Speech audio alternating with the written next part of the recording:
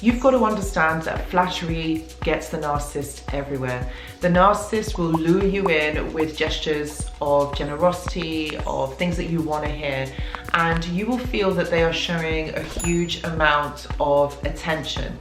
And this is to make you feel, this isn't to make you feel appreciated, but rather to draw you in, okay? And what happens is they want you to reciprocate it. What they will do is they will say anything that they can to convince you that they are worth your affection. But they almost always fall short when it comes to delivering on the actual promises, okay? So they say a lot, but they don't follow through.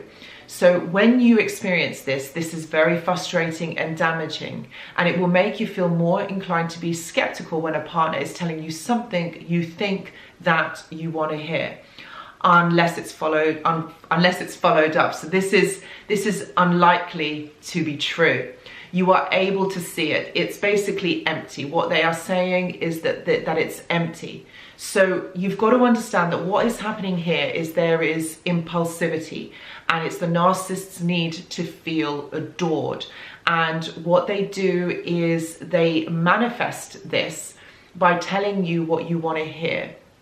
They figure out what it is that you want to hear and they say it. And this is called mirroring. This is also very damaging, but it's also not a healthy way to bond to somebody. But I understand it can be very easy to follow along because it always feels nice to be loved and appreciated, but the love will be short-lived. So you need to look out for this going forward.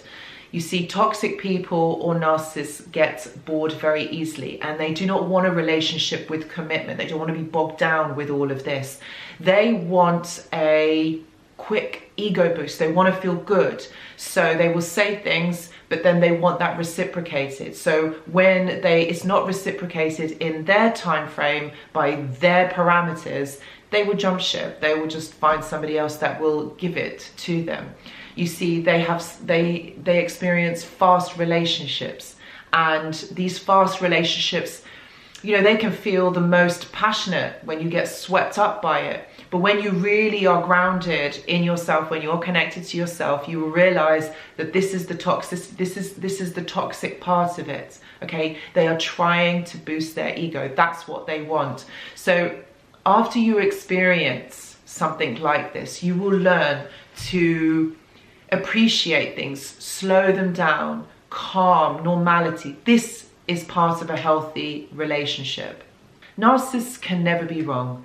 It's always somebody else's fault. And narcissists are incredibly insecure, and they cannot stand, you know, being ashamed or blamed or taking responsibility, because what's happened if they have created their protective persona that has no faults. Again, this is that fantasy that they live in, this ego that needs this validation and craves this stimulation. And what happens is they're terrified of being under scrutiny so much, so they project the responsibility to the people that are closest to them, because that means that they get that fix quicker, or it helps to validate their ego. The narcissist will have been craving attention from you all the time because you are their validation, and this often is shown in you being isolated more and more from your friends, from your family, from your hobbies, things that you like, so that basically you can make time for the narcissist in your life.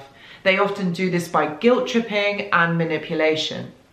You learn to see that your partner should slot into your life more and more. So basically they will just want more and more from you, to the point where you actually forget who you are and what it is that you want. So it's rather than becoming your partner, they become somebody that demands something from you.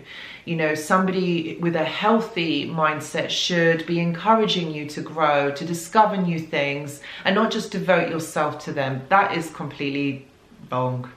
So guys, I really hope that these little tips and suggestions will help you to kind of understand. If you are someone who would want to kind of work through this, then you can always work with me one-to-one, or you can join my journaling club, which all the details are in the description box below.